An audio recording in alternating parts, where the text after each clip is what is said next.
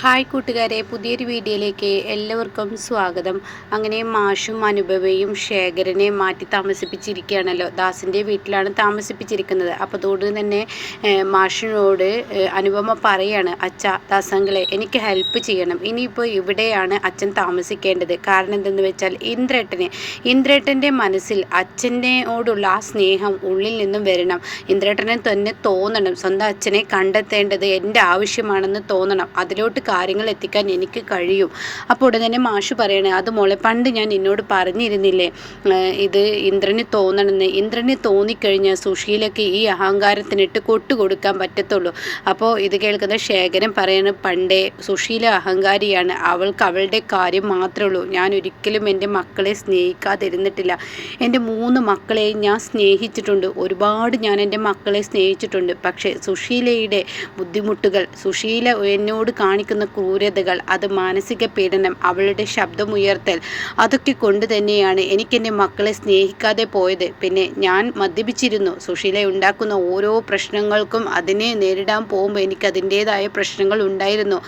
അങ്ങനെ ഞാനും അവളും വഴക്ക് കൂടുന്നത് മാത്രമാണ് എൻ്റെ മക്കൾ കണ്ടിട്ടുള്ളൂ. പക്ഷെ അവൾ ചെയ്തതെന്ന് വെച്ചാൽ അവൾ 3 മക്കളെയും അവൾ ചേർത്ത് പിടിച്ചു. അതിൽ എൻ്റെ മകനെ ഒരുപാട് ഉപദ്രവിച്ചിട്ടുണ്ട്.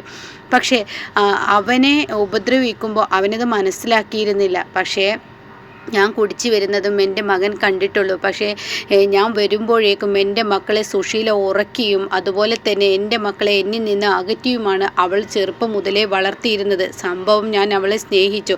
പക്ഷേ ആ സ്നേഹിച്ച് അവളെ എൻ്റെ ജീവിതത്തിലോട്ട് കൂട്ടിക്കൊണ്ടുവരാനും അതിനൊരു കാരണമുണ്ട്. പക്ഷേ ആ കാരണം ഇപ്പോൾ എനിക്ക് വെളിപ്പെടുത്താൻ സമയമായിട്ടില്ല.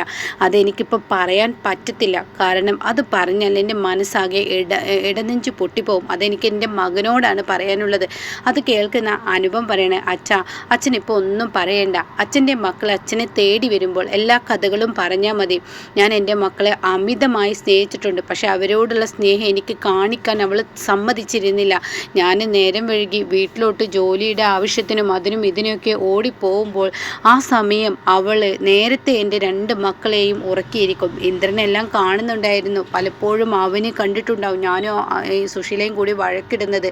അതിൻ്റെ കാരണം എന്താണെന്ന് അവനും വ്യക്തമാവില്ല. കാരണം അവനും അങ്ങനെ ഉറങ്ങിപ്പോവും. അങ്ങനെ ചില അബദ്ധങ്ങൾ എന്നിൽ പറ്റിയിട്ടുണ്ട്. സുശീല വന്നതിൽ പിന്നെയാണ് എൻ്റെ ജീവിതമൊക്കെ എങ്ങനെ ആയതെന്ന് പറയുന്നുണ്ട് കേട്ടോ. ആ സമയം അനുപമ ചോദിക്കുകയാണ് ശേഖരനോട്, അല്ല ഇന്ദ്രേട്ടൻ ശരിക്കും അച്ഛൻ്റെ മകൻ തന്നെയാണോ? ആ സത്യം എനിക്ക് അറിയണമെന്ന് ആഗ്രഹമുണ്ടെന്ന് പറയുമ്പോൾ, മോളെ എന്ന് പറഞ്ഞിട്ട് ഒരു ചെറിയൊരു പുഞ്ചിരിയാണ് കേട്ടോ. അപ്പോൾ ആ പുഞ്ചിരിയിൽ തന്നെ കാര്യങ്ങൾ മാഷിന് മനസ്സിലായി. അപ്പോഴേക്കും ശ്വാസത്തിന് ഇടർച്ചയും ബുദ്ധിമുട്ടൊക്കെ വരുന്നത് കൊണ്ട് തന്നെ മാഷ് പറയാണ്, അനു ഇപ്പോൾ ഒന്നും ചോദിക്കേണ്ട ഒരു സമയമുണ്ട്. ഇന്ദ്രൻ എല്ലാം മറിയട്ടെ.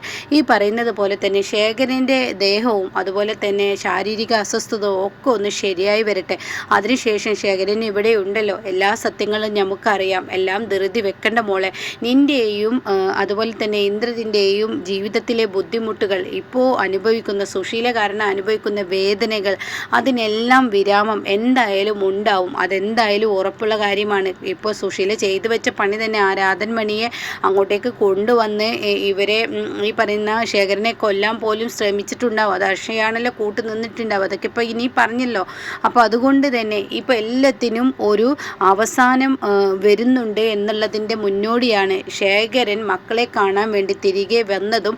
അതുപോലെ തന്നെ ഇന്ദ്രൻ്റെ മാനസിക സമ്മർദ്ദത്തിന് ഒരു പട്ടിയെ പോലെ, ഒരു കഴുതയെ പോലെ ആ കുടുംബത്തെ ഉത്തരവാദിത്തങ്ങൾ മുഴുവൻ ചുവന്നിട്ട് ഇപ്പോൾ കറിവേപ്പില പോലെ ഇന്ദ്രനെ വലിച്ചെറിഞ്ഞതിനൊക്കെ സുശീലയ്ക്ക് തിരിച്ചടിയുടെ നാളുകളായി, അവൾ ചെയ്ത പാപത്തിന് ശിക്ഷയുടെ നാളുകളായി. അത് ദൈവത്തിൽ നിന്ന് തന്നെ നേരിട്ട് തന്നെ ആവണം. ഇന്ദ്രൻ്റെ സ്വഭാവം മാറി ഇന്ദ്രൻ തന്നെ അത് തിരിച്ചു കൊടുക്കണം. അപ്പോഴേ സുശീല ആവത്തുള്ളൂ. അത് മക്കളിൽ നിന്ന് തന്നെ തിരിച്ചു കിട്ടുമ്പോഴാണ് അവൾ ഒരു പാഠം പഠിക്കത്തുള്ളൂ എന്നിങ്ങനെ മാഷു പറയാൻ കേട്ടോ. അപ്പോൾ അതുകൊണ്ട് എൻ്റെ മോള് പോയിക്കോ, ശേഖരൻ ഇനി ഇവിടെ നിന്നോട്ടെ, ദാസ് ഉണ്ടല്ലോ, കാര്യങ്ങൾ ചെയ്തു കൊടുക്കാൻ എല്ലാവരും ഉണ്ട്. ശേഖരൻ എന്തായാലും പുറത്തിറങ്ങണ്ട. ഇനിയിപ്പോൾ എന്തായാലും രാധാമണിയെ പുറത്ത് ആരാണോ കൊണ്ടുവന്നത്, രാധാമണി ആരാ കൊണ്ടുവന്നത്, അയാളിപ്പോൾ എന്തായാലും ഏൽപ്പിച്ച ആളുകൾക്ക് വിവരം കൊടുക്കും. അതോടുകൂടി എന്തായാലും ആരാണ് ഇപ്പോൾ കൊണ്ടുപോയതെന്ന് അറിയാൻ വേണ്ടി സുശീല ഹർഷയും കുറച്ച് നെട്ടോട്ടമോടും. അപ്പോൾ അതിനുള്ളൊരു വഴി നീ ഒരുക്കരുത്, നീ ഇങ്ങോട്ടേക്ക് വരികയോ അതുപോലെ തന്നെ കാണുകയോ ഒന്നും തന്നെ ചെയ്യരുത്, അങ്ങനെ ഉണ്ടെങ്കിൽ മോളൻ്റെ ഫോണിലോട്ട് വിളിച്ചാൽ മതി എന്ന് ദാസും പറയാൻ കേട്ടോ. ആ സമയം ശരിയച്ച ആയിക്കോട്ടെ എന്ന് പറയാണ്. അങ്ങനെ അനുപമ ഇനി ഒരു തീരുമാനമെടുക്കണം, തൻ്റെ അച്ഛൻ്റെ നിർദ്ദേശപ്രകാരം ഇന്ദ്രനെ മാറ്റാനുള്ളത്. അതായത് ഇന്ദ്രന് തോന്നണം സുശീലയെ കൊണ്ടുള്ള ബുദ്ധിമുട്ട് കൊണ്ട് തന്നെ തൻ്റെ അച്ഛൻ ആരാണെന്ന് താൻ കണ്ടെത്തി, സത്യൻ്റെയും സോനയുടെയും അതേ അച്ഛൻ്റെ മകൻ തന്നെയാണോ താനെന്നും എൻ്റെ ജീവിത ചരിത്രം എന്താണെന്നും അതുപോലെ തന്നെ എൻ്റെ അമ്മ ആരാണെന്നും കണ്ടെത്തേണ്ടത് എൻ്റെ ആവശ്യമാണ്. എങ്കിൽ മാത്രമാണ് ഈ സ്ത്രീക്ക് ഒരു വിലങ്ങിടാൻ പറ്റത്തുള്ളൂ എന്ന് ഇന്ദ്രന് തോന്നുന്ന ആ അവസരത്തിലോട്ട് എത്തി ശേഖരനെ തിരക്കി ഇന്ദ്രൻ ഇറങ്ങുമ്പോൾ, മതി മോളെ, നീ ആ അച്ഛനെ കാണിച്ചു കൊടുക്കില്ല, ഈ ഇരിക്കുന്ന ശേഖരനെ കാണിച്ചു കൊടുക്കില്ല എന്നുള്ള ആ തീരുമാനം എടുത്തിട്ടാണ് കേട്ടോ അവിടെ നിന്നും പോകുന്നത്. അതുകൊണ്ട് തന്നെ ഇനി അങ്ങനെ തന്നെയാണ് സംഭവിക്കാൻ പോകുന്നതും. എന്നാൽ ഈ സമയം ഇപ്പുറത്താണെങ്കിലോ അമ്പിളി രഘുവിനെ മാറ്റാൻ യാതൊരു വഴിയില്ലാത്തത് കൊണ്ട് തന്നെ അമ്പിളി കുടിച്ചു തുടങ്ങുകയാണ്. ഒരു ഗ്ലാസ് കുടിക്കും, 2 ഗ്ലാസ് കൊടുക്കും. രഘുവാണെങ്കിലോ നിസ്സാരമായി പറയുകയാണ്, ഇങ്ങനെ തന്നെ അവിടെ അമ്പിളി പെണ്ണായാൽ ഇങ്ങനെ തന്നെയാണ് വേണ്ടത്, എന്തായാലും മോൾ ഇനി ഇങ്ങനെ തന്നെ ചെയ്യണം, ഒരു ഭാര്യ ഇങ്ങനെ ഒഴിച്ചു തരുന്നത് എനിക്കിഷ്ടം എന്നൊക്കെ പറഞ്ഞ് ആദ്യത്തിലൊക്കെ വാങ്ങും. പക്ഷേ 2 ഗ്ലാസും കഴിഞ്ഞ് അമ്പിളി നിർത്താതെ കുപ്പി മുഴുവൻ അമ്പിളി കുടിക്കുകയാണ് കേട്ടോ. അതോടുകൂടി അമ്പിളി ആകെ മൊത്തത്തിൽ സ്വഭാവം അങ്ങ് മാറുകയാണ്. രഘുവേട്ടൻ പറഞ്ഞത് ശരിയാണ്, ഇത് നല്ല സുഖമുണ്ട്, രഘുവേട്ടൻ എന്നും 1ഉം 2ഉം കുപ്പിയൊക്കെ കൊണ്ടുവന്നോ, നമുക്ക് 2 പേർക്കും ഇങ്ങനെ ഒരുമിച്ചിരുന്ന് കുടിക്കാം, ഇതിൻ്റെ ആനന്ദം വേറൊന്നുമില്ല, എല്ലാം ഉണ്ടായിട്ടും കാര്യമൊന്നുമില്ല, ഇതാണ് ആനന്ദം. രഘുവേട്ടൻ പറഞ്ഞത് ശരിയാണ്, ഇതുകൊണ്ട് മരണമൊന്നും വരത്തില്ല, അസുഖങ്ങളും വരത്തില്ല, ഇനി നാളെ നമുക്ക് രഘുവേട്ടൻ കുടിക്കാട്ടോ എന്നൊക്കെ പറയുമ്പോൾ രഘുവിന് പേടി വരികയാണ്. രഘു തൻ്റെ കയ്യിലെടുത്ത് ആ മദ്യം അവിടെ നിന്ന് വെച്ച്, അമ്പിളി നീ എന്താ ഈ കാണിക്കുന്നത്, ഇല്ല രഘുവേട്ടൻ ഞാൻ കുടിക്കട്ടെ, ഇത് ഫുള്ള് തീർന്നു രഘുവേട്ടൻ, ഇനി ഇവിടെ എവിടെയെങ്കിലും മദ്യം കൊണ്ടുവന്ന് വെച്ചിട്ടുണ്ട് രഘുവേട്ട, എനിക്കൊരു ലേശം കൂടി കുടിക്കാൻ തരൂ, എനിക്കൊരു ലേശം കൂടി തരൂ എന്നൊക്കെ പറഞ്ഞ് രഘുവിനെ ബുദ്ധിമുട്ടിക്കുമ്പോൾ രഘുവിൻ്റെ അതുവരെയുള്ള ആ മനസ്സിലുള്ള പേടി, അതുവരെയുള്ള കുടിക്കാനുള്ള ആ ഒരു ഇതും തനിക്കൊന്നും വരില്ല, തൻ്റെ കുടുംബം നശിച്ചു എന്നുള്ള ആ ഒരു തോന്നലൊക്കെ രഘുവിനുള്ളിൽ വന്ന് തുടങ്ങുകയാണ് കേട്ടോ. അങ്ങനെ അമ്പിളിയെ റൂമിൽ കൊണ്ടേക്ക് എടുത്തുമ്പോൾ ലച്ചു കരയുകയാണ്, അമ്മേ എന്ന് പറയാണ്. അപ്പോഴേക്കും അമ്പിളിയെ റൂമിലാക്കി ലച്ചുമോൾ ഇവിടെ കിടന്ന് ഉറങ്ങിക്കേട്ടോ, ഞാനിപ്പോൾ വരാട്ടോ എന്നൊക്കെ പറഞ്ഞ് അവിടെ ലച്ചുവിനെ സമാധാനിപ്പിക്കുമ്പോൾ ഇപ്പുറത്ത് അമ്പിളിയാണെങ്കിൽ ആദ്യമായി കുടിച്ചത് കൊണ്ട് തന്നെ ഭയങ്കരമായ ഛർദിയൊക്കെ കാണിക്കുന്നു കേട്ടോ.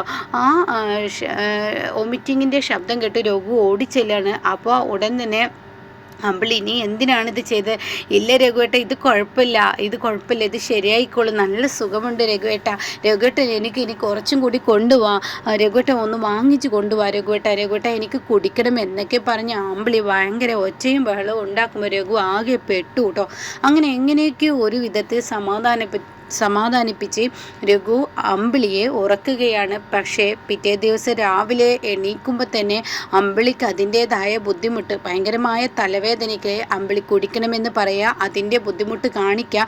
ആ സമയം മാഷ് അങ്ങോട്ടേക്ക് കയറി വരുന്നത്, മാഷിനെ കാണുന്ന രഘുവാണ് കതക് തുറക്കുന്നത്. അത് കണ്ട ഉടനെ മാഷ് ചോദിക്കുകയാണ്, എവിടെ അമ്പിളി? അത് പിന്നെ എന്നൊക്കെ പറഞ്ഞ് തല ചൊറിയുമ്പോൾ അവിടെ ആകെ മൊത്തത്തിൽ കുപ്പിയും ഗ്ലാസും ഒക്കെ പരന്ന് കിടക്കുന്ന ഇത് കാണുന്ന മാഷിനങ്ങ് ദേഷ്യം പിടിക്കണ്. എന്താ രഘു ഈ കാണുന്നതൊക്കെ എന്ന് പറയുമ്പോൾ രഘു, അത് പിന്നെ അമ്മാവ, എന്തമ്മാവൻ, എവിടെയാടാ അമ്പിളി? അപ്പോൾ അമ്പിളി കാണാൻ ബഹളം വെക്കുന്നത്, രഘുവേട്ട എനിക്ക് വാങ്ങിച്ചു കൊണ്ടുപോവാ, രഘുവേട്ടനോടല്ലേ ഞാൻ പറഞ്ഞത്. അപ്പോൾ ഇപ്പുറത്ത് ലച്ചു കരയുന്നു.